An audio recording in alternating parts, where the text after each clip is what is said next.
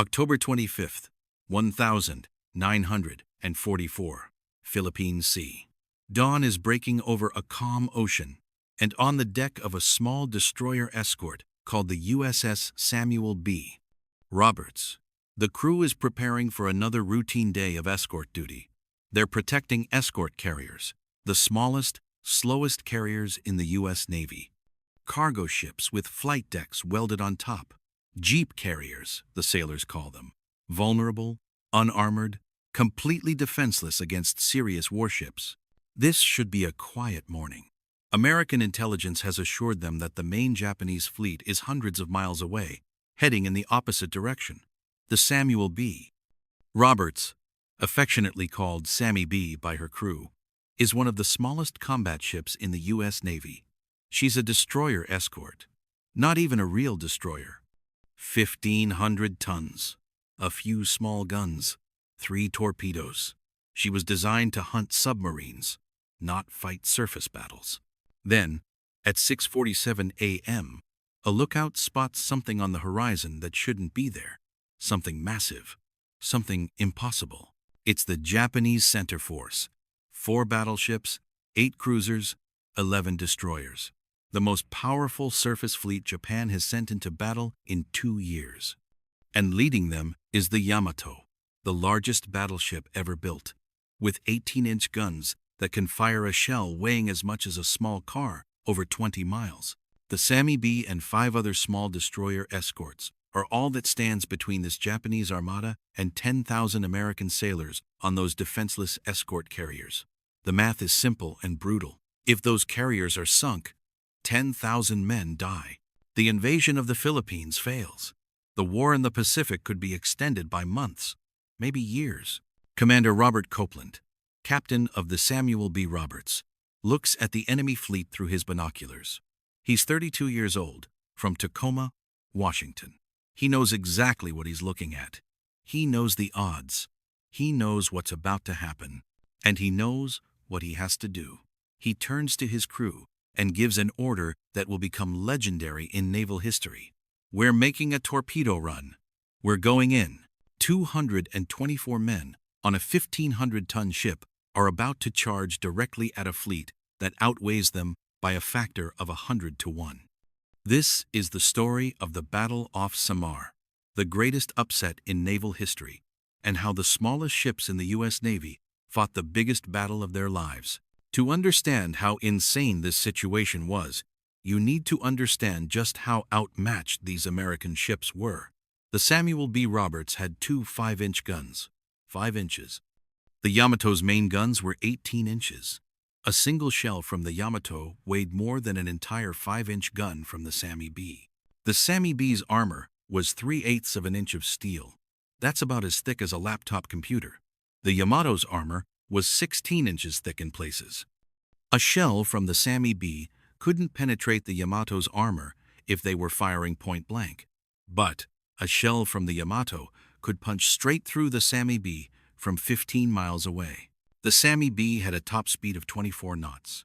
The Japanese cruisers could do 33 knots. In a straight race, the Japanese could catch them easily. And in firepower, the entire American force at Samar, all the destroyer escorts and destroyers combined, had less firepower than just one of the Japanese battleships. This wasn't a fight. It was an execution waiting to happen. Every man on the Sammy B knew it, but Commander Copeland had made his decision, and the crew trusted him completely. They'd trained together, fought together, and now they were going to die together if that's what it took to save those carriers. The Sammy B turned toward the enemy fleet and pushed her engines to flank speed. Black smoke poured from her stacks as she accelerated, her small hull shaking from the strain. Around her, the other destroyer escorts were doing the same thing.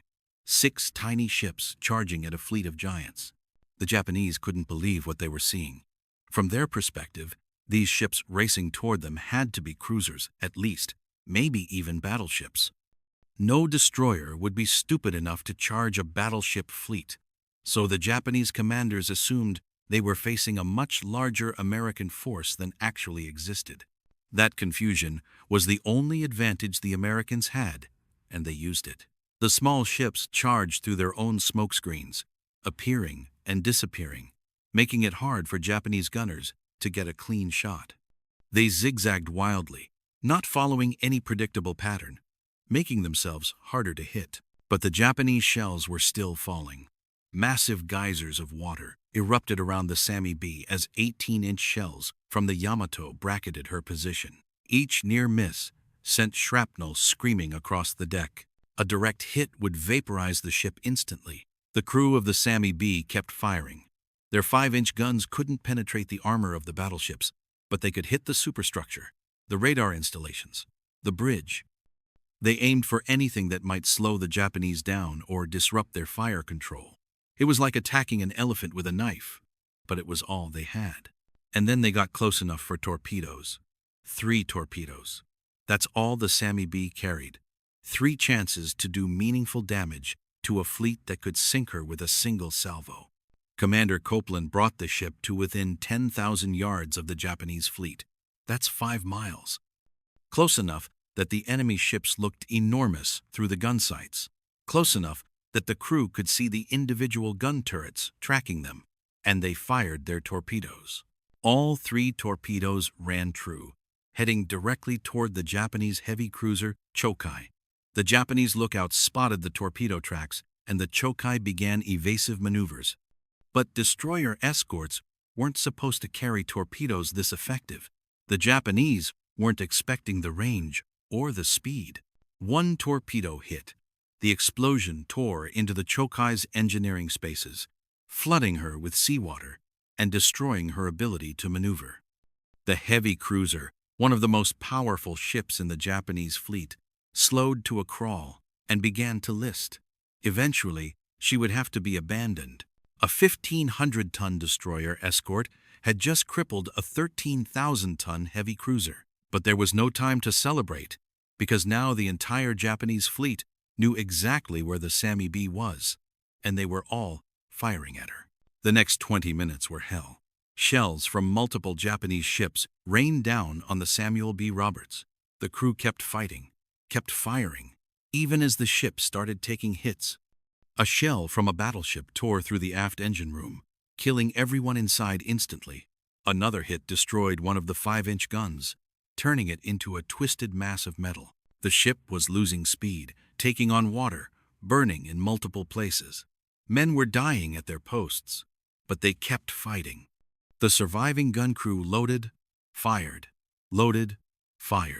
until their ammunition was gone. Then they kept firing anyway, just to make the enemy think they were still armed.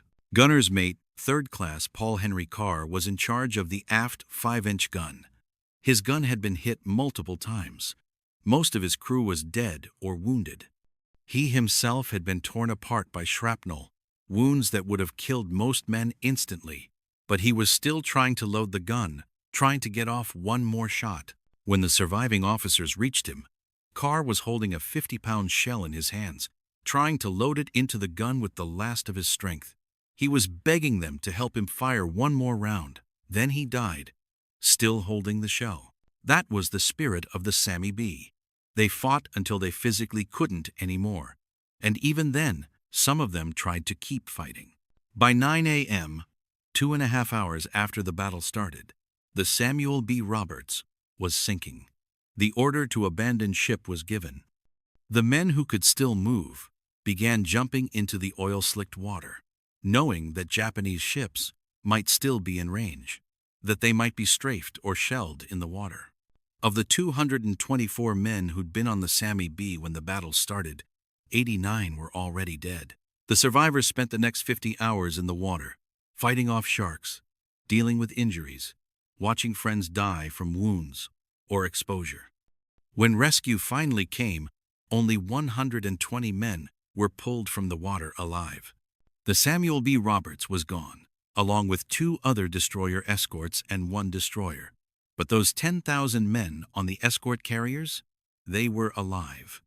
The Japanese fleet had been so disrupted by the suicidal charge of the American destroyers that they'd broken off the attack and retreated. The battle off Samar was over. Against all odds, The smallest ships in the U.S. Navy had defeated the largest fleet the Japanese could field. Not through superior firepower or better armor, but through courage, aggression, and a refusal to accept that the situation was hopeless. Admiral Clifton Sprague, who commanded the escort carriers, said afterward, "The question of whether to run or fight didn't even enter our minds. These men fought because the alternative was worse. They fought because if they didn't, thousands would die. They fought because it was what needed to be done." The Japanese commanders, when interviewed after the war, said they'd been convinced they were fighting American cruisers and destroyers, possibly even battleships. They couldn't conceive that ships as small as destroyer escorts would attack so aggressively. That misconception, born from American courage, saved the fleet. Commander Copeland survived the battle. After the war, he was asked why he'd ordered the charge when he knew it was almost certainly suicide. His answer was simple. "We didn't think we had a choice. Those carriers were full of our people. We couldn't just run away." The USS Samuel B. Roberts was one of the most decorated ships in the U.S. Navy for her size and length of service. Her battle flag is in the Naval Academy Museum. Her story is taught at every naval warfare school in America as an example of how courage and aggression can overcome impossible odds. But here's what really matters. Those 120 survivors spent the rest of their lives carrying the memory of the 89 who didn't make it. They remembered Paul Carr trying to fire one more round while dying. They remembered the engineers who stayed at their posts when the engine room flooded. They remembered the radioman who kept transmitting until the water reached the equipment.